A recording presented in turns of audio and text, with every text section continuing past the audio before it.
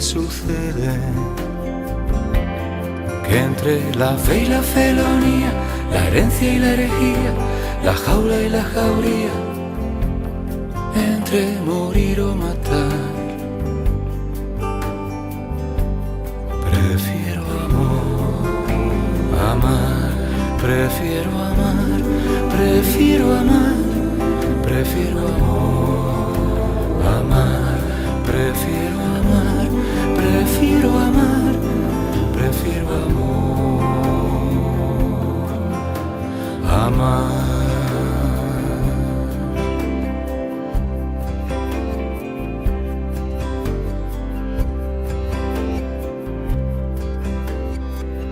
El 21 de abril de 2025 en Roma terminaba una de las etapas más singulares de la historia reciente de la Iglesia Católica, la vida y el pontificado de Jorge Mario Bergoglio, el Papa Francisco. Un hombre que desde aquel memorable 13 de marzo de 2013 en que apareció en el de San Pedro vestido simplemente de blanco, sin ornamentos, y pidió al mundo entero que rezara por él antes de bendecirlo, rompió los protocolos para recordar que el cristianismo no nació para ser una corte, sino una comunidad de discípulos humildes.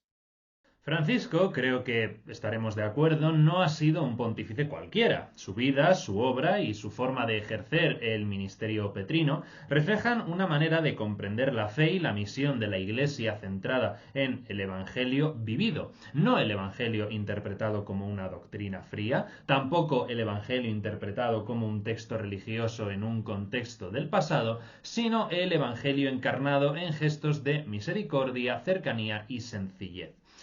Hoy, cuando el mundo hace ya semanas que tiene al nuevo sumo pontífice, León XIV, me ha parecido un buen momento para detenernos y preguntarnos cuál es el legado espiritual que ha dejado Francisco, qué símbolos, qué enseñanzas, qué caminos abiertos nos ha dejado en herencia para los tiempos que vienen. A través de sus decisiones, de sus silencios, de sus viajes, de sus prioridades, Francisco claramente ha dejado una herencia, no solo escrita en encíclicas y decretos, sino también grabada en la memoria del corazón humano.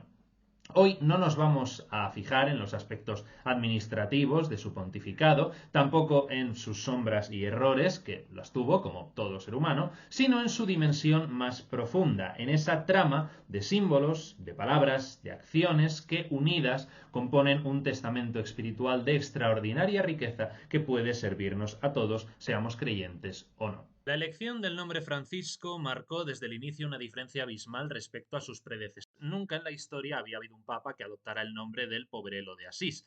Y ese gesto no fue fruto de la improvisación. El mismo papa relató que en el momento de su elección, un cardenal brasileño, Claudio Humms, se le acercó y le susurró al oído: «No te olvides de los pobres». Esa frase resonó en su interior como un mandato. Francisco, el santo que abrazaba a los leprosos, que predicaba a las aves, que reconstruía iglesias ruinosas no con piedras, sino con caridad, se convirtió en su modelo e inspiración. Pero el simbolismo no se limitó al nombre. Francisco reformó el lenguaje de los signos desde un primer momento. Optó por no usar la muceta de armiño rojo, tradicional en la ceremonia inaugural, renunció a trasladarse en la limusina oficial, prefiriendo vehículos utilitarios, y el anillo del pescador, el símbolo del poder pontificio, fue confeccionado en plata dorada, un material más modesto que el tradicional oro macizo. Y aún más profundamente, eligió vivir en la residencia Santa Marta en lugar de instalarse en los fastuosos apartamentos pontificios. No era solo un gesto de humildad personal, era una manera de estar accesible, de recordarse a sí mismo que el poder, de acuerdo con la cosmovisión cristiana, no es un privilegio sino un servicio. En su forma de celebrar la liturgia también introdujo matices significativos, eliminó excesos barrocos, devolvió la centralidad a la palabra de Dios e insistió en homilías sencillas, cercanas, dirigidas al corazón del creyente más que a la erudición del teólogo. Todos estos signos no fueron meros caprichos estilísticos, sino que encarnaban una teología práctica, la de una iglesia pobre para los pobres, en salida, abierta a los márgenes y a los olvidados. Una iglesia que no predica desde el trono, sino que camina junto a los hombres y mujeres de su tiempo, compartiendo sus alegrías, sus tristezas, sus anhelos y sus miedos. Una iglesia no jerárquica, sino sinodal.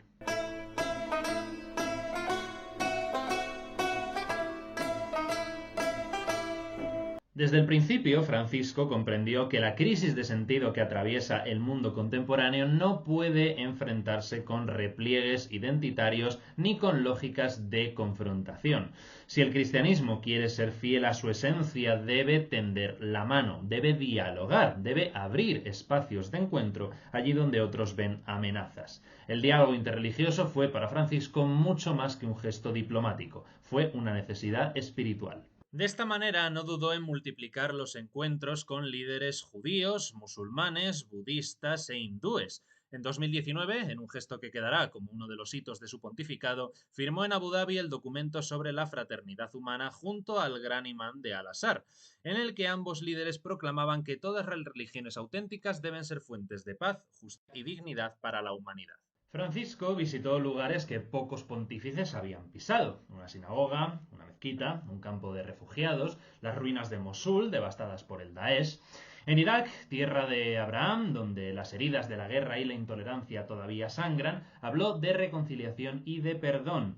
No eran palabras vacías, sino compromisos concretos de vida. Su aproximación al Islam no fue ingenua ni ciega a las tensiones históricas, pero sí partía de una convicción profunda, siguiendo la estela de la Nostra Aetate, una de las grandes aportaciones del Vaticano II, que en el corazón de todo ser humano habita un anhelo de Dios y que sobre esa base se puede construir un diálogo auténtico, paciente y esperanzado. También en su relación con el judaísmo mostró un respeto y un afecto profundos, reconociéndose la raíz común que une a cristianos y judíos y reconociéndoles como hermanos mayores en la fe, según la expresión de Juan Pablo II que él tanto valoró.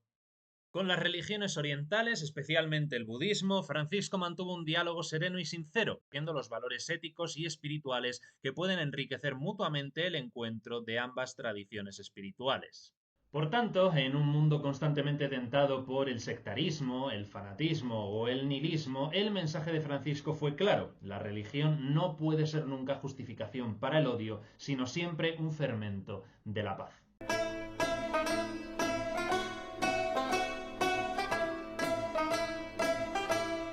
La muerte del Papa Francisco ha suscitado reacciones en todos los rincones del planeta. Líderes políticos, intelectuales, representantes religiosos de diversas tradiciones han coincidido en subrayar su incansable labor a favor de los pobres, de los migrantes, de los descartados, de la tierra misma.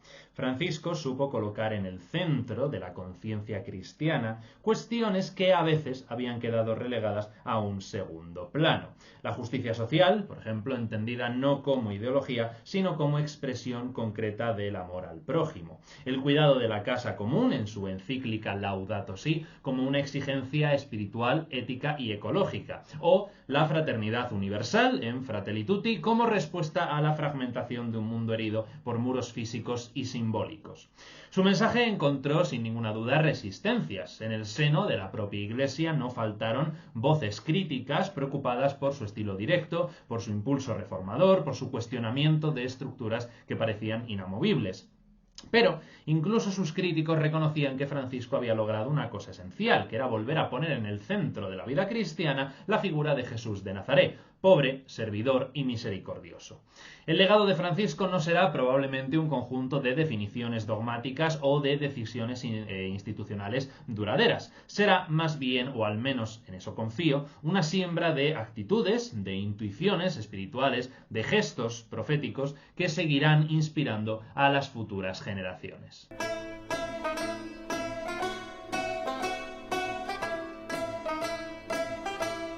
Cuando la gente se ha despedido de Francisco, es significativo que no lo haya hecho como de un líder distante, sino de un hermano en el camino. Su vida fue un testimonio de que la fe no se impone, sino que se propone, que la verdad no se proclama a gritos, sino que se susurra con gestos de amor, que la autoridad real no se ejerce dominando, sino sirviendo. En un mundo marcado por la polarización, por la tentación del odio y la indiferencia, su voz sigue resonando.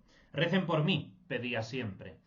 Y al pedirlo, recordaba que todos estamos necesitados de ayuda, de perdón y de comunión.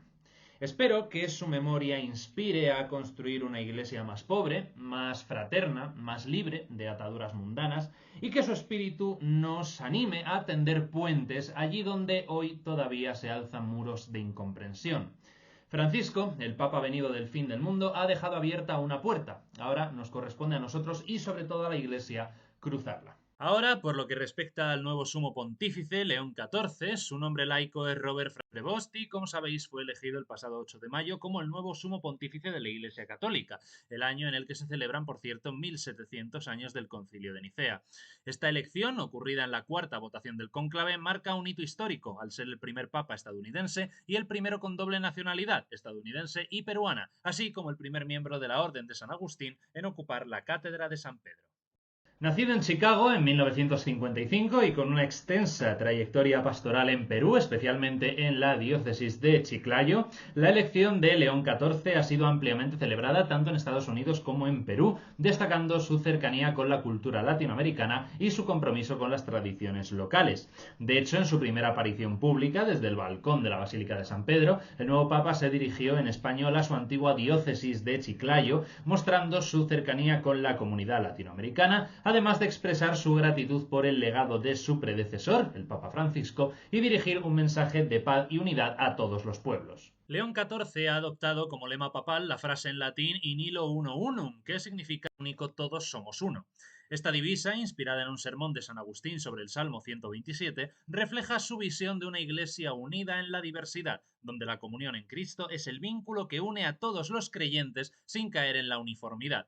La elección de la divisa también se inscribe en un contexto global, donde el Papa ha sido llamado a tender puentes entre diferentes culturas, sensibilidades y sectores eclesiales. En este sentido, la divisa In illo uno unum se convierte en un llamado urgente a dejar de lado las facciones y reconocer a Cristo como el centro unificador.